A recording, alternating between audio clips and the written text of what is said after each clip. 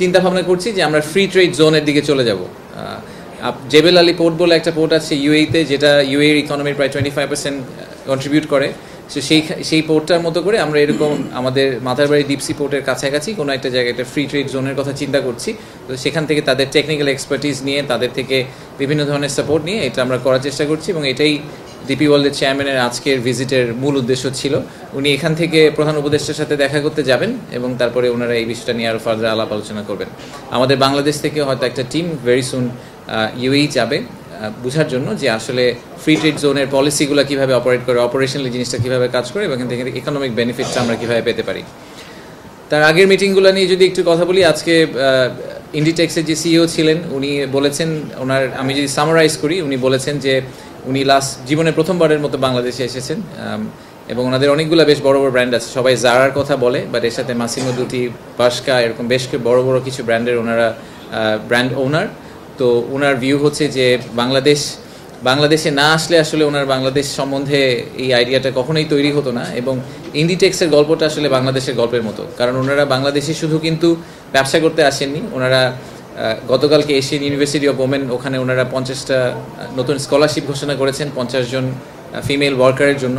So ওনারা genuinely feel করেন যে ওনারা বাংলাদেশের আইডেন্টিটির পার্ট, এবং ওনারা চেষ্টা করবেন যে বাংলাদেশের সাথে এই রিলেশনশিপটা আরও ডিপেন্ড করতে। তো আমরা ওনাদেরকে জিজ্ঞেস করছি যে আর কী করতে পারি আমরা ওনাদেরকে আরও বেশি করে বাংলাদেশ থেকে সাপ্লাই নেওয়ার জন্য। এইসব ব্যাপারে আমাদের কিছু কথাবার্তা হয়েছে।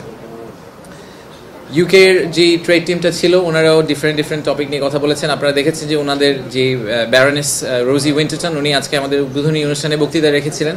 তো সেই বক্তৃতার পরিপ্রেক্ষিতে আমরা দেখতে পেলাম যে ওনাদের একটা whole hearted support for interim government, এবং বাংলাদেশে যে 2035-এর কথা আমরা আজকে যে ন্যারেটিভটা সেট করার চেষ্টা করেছি যে আমাদের ভিশনটা কি, সেই ভিশনটাকে সাপোর্ট করার জন্য ওনাদের ফুল সাপোর্ট, ওনাদের পক্ষ থেকে ফুল সাপোর্টটা আমাদেরকে দিবেন। সেটা ট্রান্সপোর্টেশন ইন্ডাস্ট্রি হোক, এডুকেশন হোক, হেলথ কেয়ার হোক। আজকে চিফ অ্যাডভাইজারের সাথে যখন কথা হয়েছে তখন মেইনলি আমরা আসলে এডুকেশন এবং হেলথ কেয়ার নিয়ে অনেক কথা বলেছি।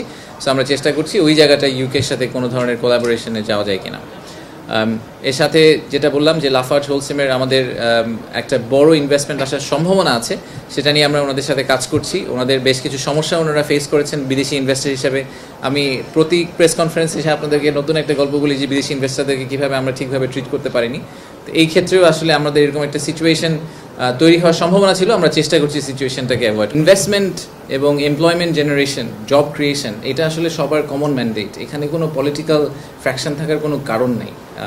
হতে পারে যে কনস্টিটিউশনের ক্ষেত্রে ডিফারেন্ট মতামত থাকতে পারে, কনস্টিটিউশনাল অ্যামেন্ডমেন্ট, কনস্টিটিউশনাল কমিশন, এইসব ব্যাপারে যে রেকমেন্ডেশন আছে সেখানে ডিফারেন্ট মতামত থাকতে পারে, বাট ইনভেস্টমেন্ট ক্লাইমেট ইমপ্রুভ করার ব্যাপারে আসলে ডিফারেন্ট মতামত থাকার কোনো কারণ নেই। বাংলাদেশে ইনভেস্টমেন্ট দরকার, সেটা লোকাল থেকে হোক, ফরেন থেকে হোক, এবং বাংলাদেশে এমপ্লয়মেন্ট জেনারেশন দরকার। জব ক্রিয়েশন আমাদের জন্য is the biggest opportunity and challenge. So এটা সবাই খুব ক্লিয়ারলি বুঝেন। তো আমার ধারণা যে আমি আশা করছি আপনারা ইনভেস্টারদেরকে জিজ্ঞেস করে দেখতে পারেন, ওরা তো ঘোরাঘুরি করছেন, ওনাদেরকে জিজ্ঞেস করে দেখেন যে পলিটিক্যাল পার্টিগুলো কী বলেছে। এই মুহূর্তে আমরা বাংলাদেশ সেনাবাহিনী, বিমান বাহিনীর সাথে কাজ করছি, নৌবাহিনীর সাথে কাজ করছি যে বাইরে থেকে এরকম ইনভেস্টর খুঁজে বের করা যারা টেকনোলজি ট্রান্সফারের মাধ্যমে বাংলাদেশে আসতে রাজি হবেন।